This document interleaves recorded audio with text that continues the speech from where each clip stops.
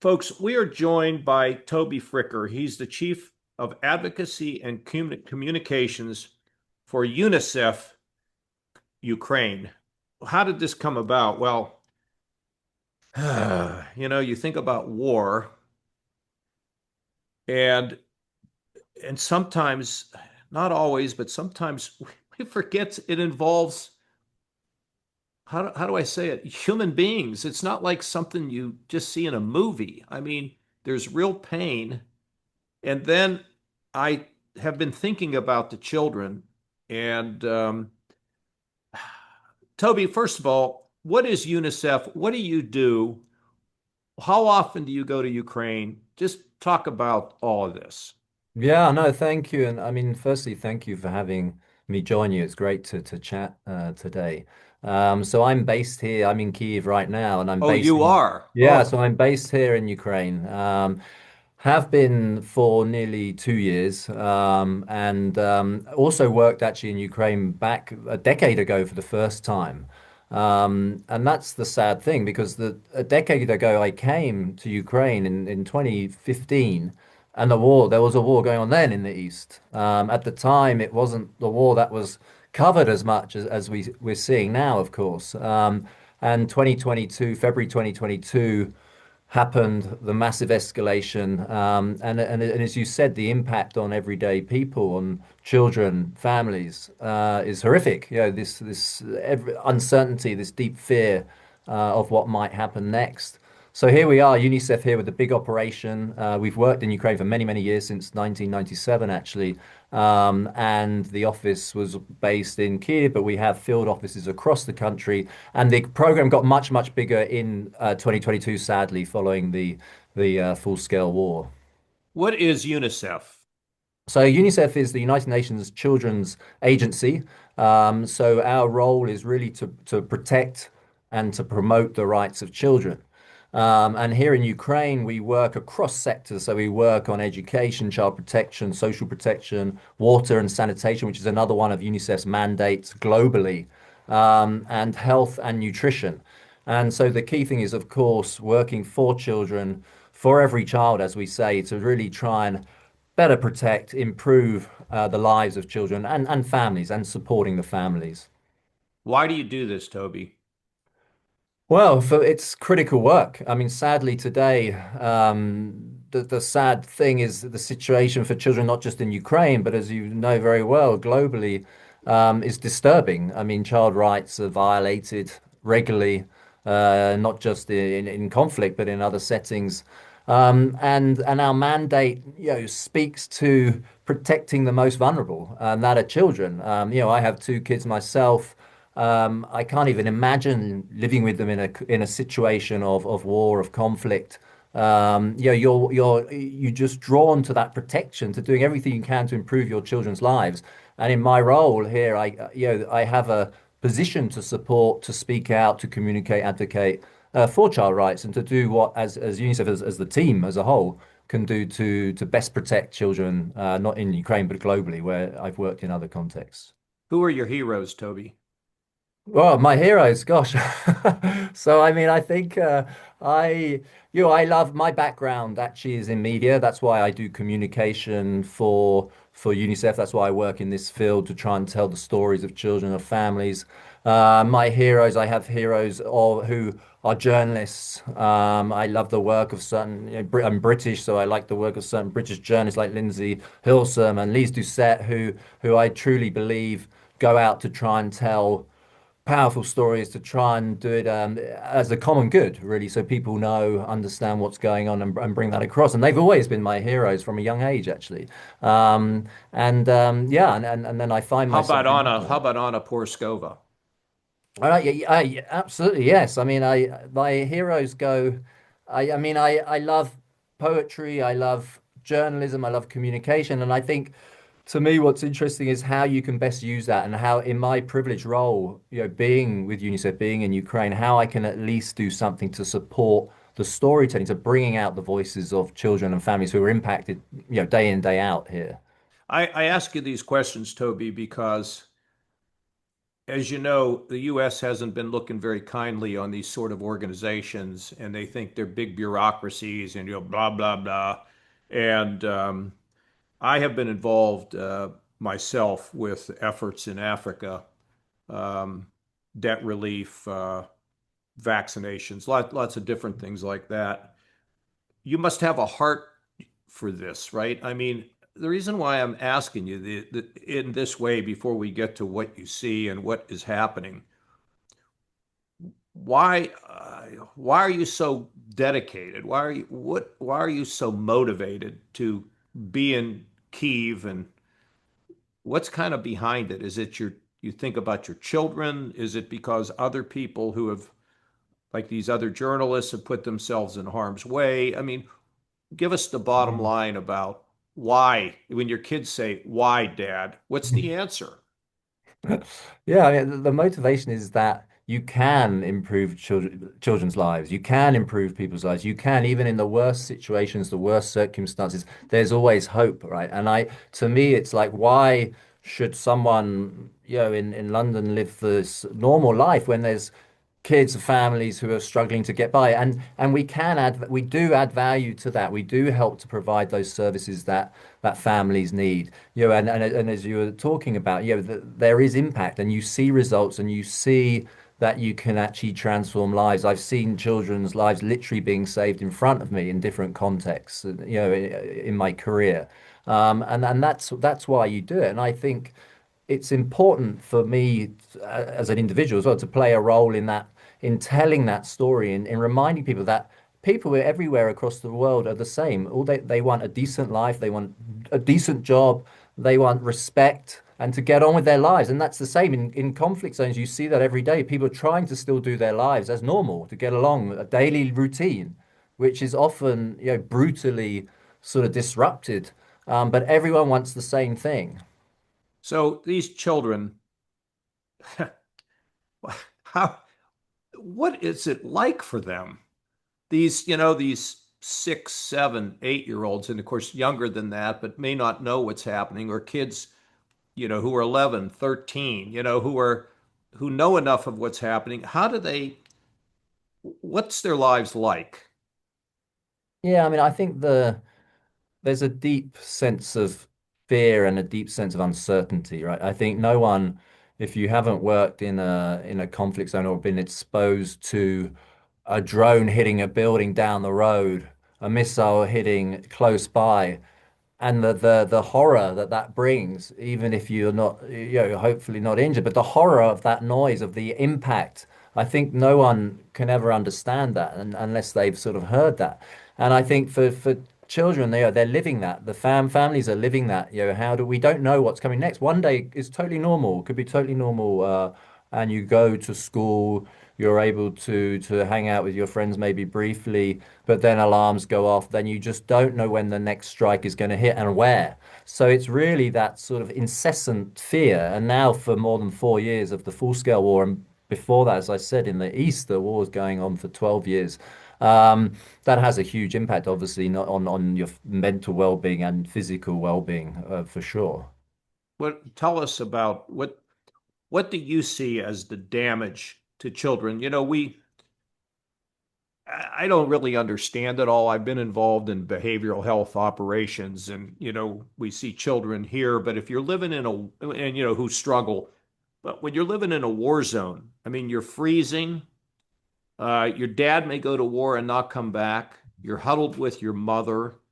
Uh, where does the resilience come from? What is the damage? First of all, what is the damage? And secondly, what's the resilience factor that they say children really have? Yeah, yeah. No, I mean, first of all, the damage is on, almost if beyond physical injuries, the damage is Right. on That's right. very on simple things like kids who can't sleep, kids who are having thoughts or flashbacks to potential incidents that happened around them, kids who are sort of thinking constantly of what's happened to my dad, to my father, what's going to happen next. Can I go to school tomorrow? Where are my friends? 1 in 5 children has lost a friend or a close relative in over the past 4 years. And that also has impact you on physical health as well, certainly in the long term, which is why we sort of talk about the importance of getting mental sort of health support today, like now. It's not something you can put off. Um, and um, and so there's that sort of holistic sort of impact on well-being. Now, on the other side, on the more positive side, I guess you could say, is that, and you mentioned, is that sort of resilience, right? And where does that come from? Recently, we just had a study, just not a huge one, but a short one, with some young people following the tough winter that everyone's just had here, and it showed actually that young people we're talking about a few things. One is social interaction. So in Ukraine, this isolation of children, of young people who are isolated at home, who can't go to school because the schools are shut or online for safety reasons, who are not able to engage or meet their friends in the youth center or go out because it's closed for safety reasons. This social isolation has a huge impact on well-being. And what they were saying was actually, if we can increase that interaction, if we can get kids into safe spaces together, that really does a lot for mental well-being today, but also in the longer run. And it's the same around routine, the importance of routine in people's mental health. And that, of course, for a kid, that means having their breakfast, going to school, coming home, playing with friends, doing something with their parents or their mother or whoever is at home. And these little things can actually build that resilience step by step.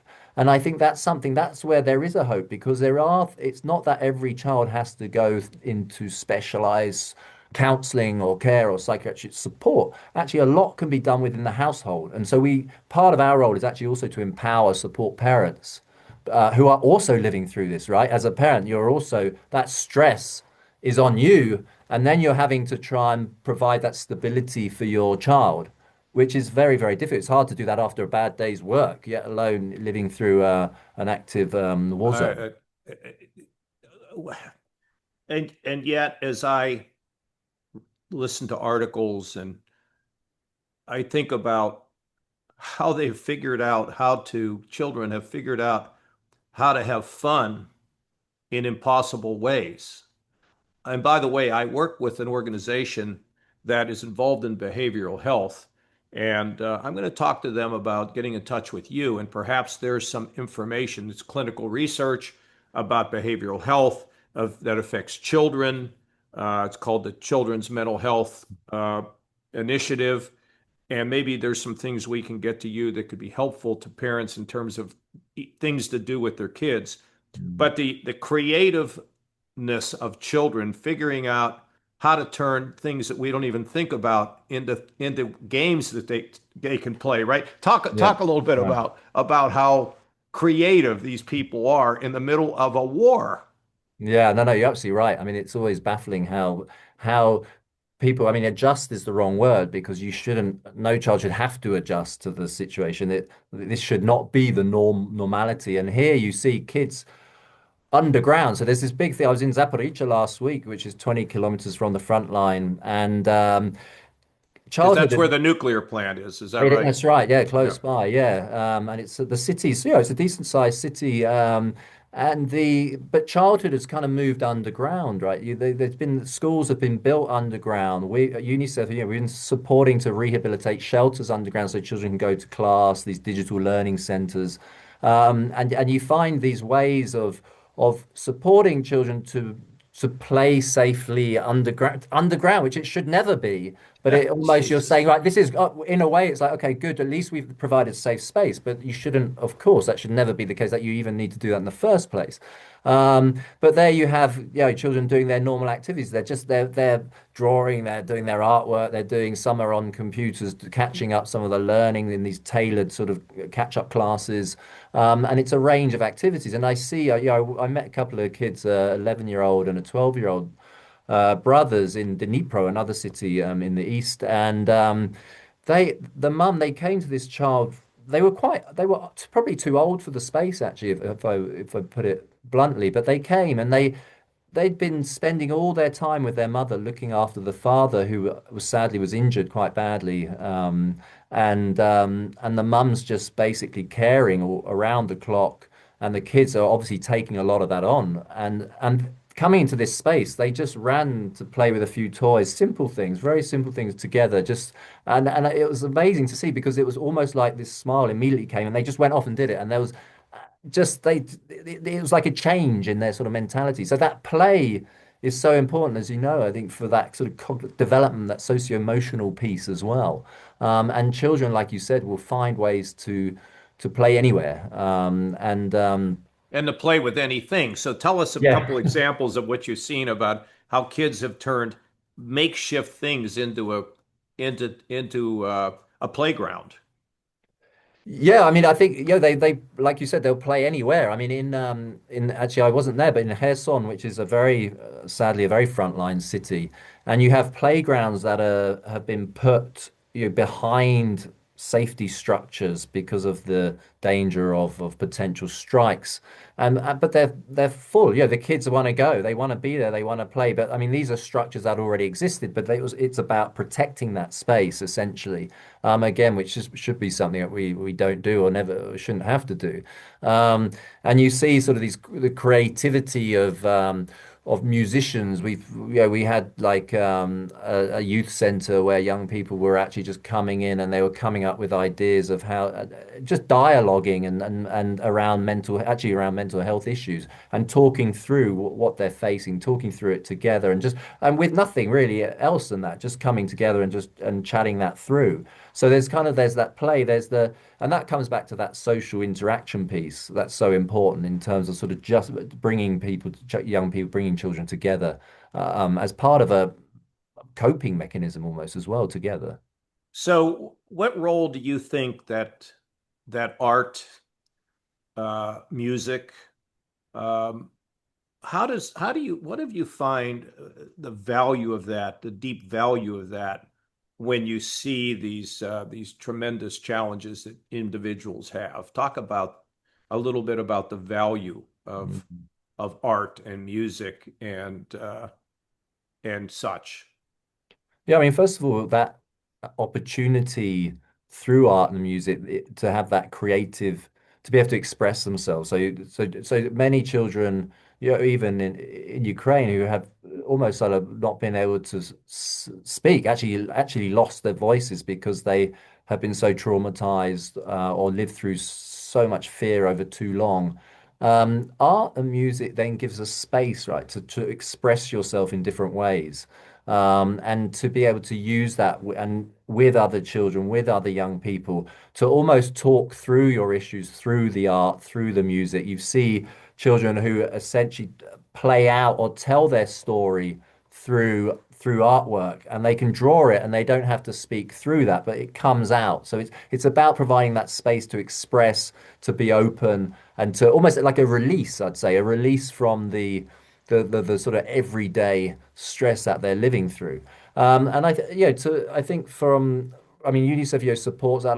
Many other organisations do great work in that space, and it's absolutely critical. Because when you see the impact, when you see the engagement of children, and young people in that, you can see why it's so important at that moment in time to provide an outlet, essentially. Toby, long term with PTSD, has there been any analysis done as to what's going to happen with these kids and how they can get on their feet? I know you're saying that there's children are capable of great resilience, but at the same time, the reality of these things, particularly around PTSD, is got to be real. And what's UNICEF doing to think about what we do about that in the future? Yeah, no, I know it is absolutely real. And I think, there was a survey that showed 32% of households had said that their children were showing signs of some form of distress. Now, it doesn't necessarily mean that's obviously PTSD, but without support, it could potentially lead to more serious issues. So and it's a very real concern, of course, for children here, for children in any war zone. What UNICEF is doing, what we're trying to do is essentially number one is obviously provide that immediate psychosocial support. So when an attack hits a suburb, an area, a residential area, and it affects households, it affects children, families. We have mobile teams who include a counselor, include social workers who go out immediately to support families who have been affected and talk to them provide sort of referrals to other support that they might need. At the same time, on a bigger scale, I'd say with strengthening what we call like the system basics. So working with the ministry to improve social workers' capacity to be able to build a better community-based organizations to respond where people live. So that means people being able to provide access counselors over a sustained period of time. It means strengthening that system and services as a whole. So it's not just for today. When you train a social worker, it's helpful now, but it will be in the years to come. And so putting in place better protective systems for children and families who have been affected, which in the hope or in the realism that can then protect and change lives over time when that more specialized support is needed as well. And that goes on now at the same time as the emergency response, which in some other contexts you don't see, but now it sort of runs parallel, especially here where you've lost a lot of the workforce and there's a big gap of 30,000 gap in social Right, workers. right. Toby, when we study the impact of bombing, of war, um, World War II, I think about the Blitz of London. When you think about what children experienced in Germany as the war was coming to a close, we think about, I mean, there's so many wars that we've seen, Gaza. I mean, but that's too recent. But for those that we have studied, Mm. um, what have we found? Is there reason for us to be optimistic about children's lives tomorrow? What do we know? Yeah. Well, firstly, there is reason to be optimistic, I think. And I think that comes back to what we already said, where, with the right support, there are ways to recover. There are ways to move on's the wrong word, but to better cope, to be able to mitigate any impact, long-term impact, let's say, that mental health that can then also play out physically. But we are also aware of generational trauma, right? So if the children don't get that support now, then over many, many years, that can play out and even affect their own children. And we know that sort of heightened stress levels can last. We know that without maybe talking through, or however each individual finds the best way to deal with the issues that they're going through. If they don't, then that can play out over many years. And we see that, we see even in places like South Africa, where you have, through apartheid and post that time, there was a huge amounts of intergenerational trauma that was passed down. And but those things, we can be supported in time with the right services as well, which is why it's so important also to strengthen the system to provide that sort of child protection, social protection services now and in the future to be able to support families. Uh, how often do you cry, Toby?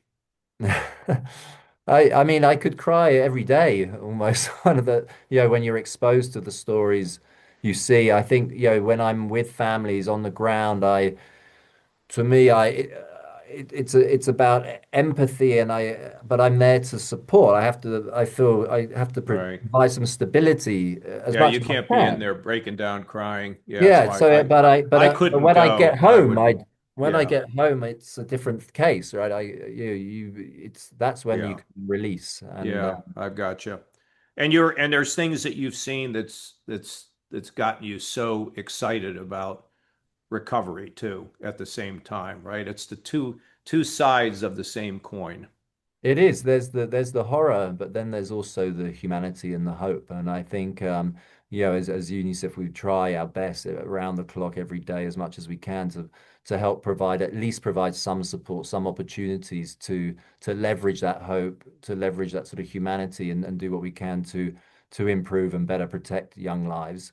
Um, and you see the two sides, and I think there's amazing people in every country doing what they can, and they're just carrying on somehow through everything they live through. Well, the Pope said, I hate to misquote him, but he said, I think something along the lines of God doesn't listen to the prayers of people who make war. Um, I don't know what all that means or what he thinks about all that, but it's a pretty profound statement. And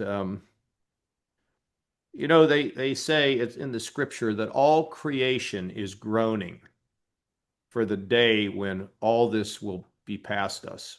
Hmm. I think from time to time we have to think about that, right? All Yeah. creation groans for the time. For how long, Lord, is what they say. Toby, thank you for taking the time. I hope you will. I'm going to get you information. I'm going to make sure we Please. do.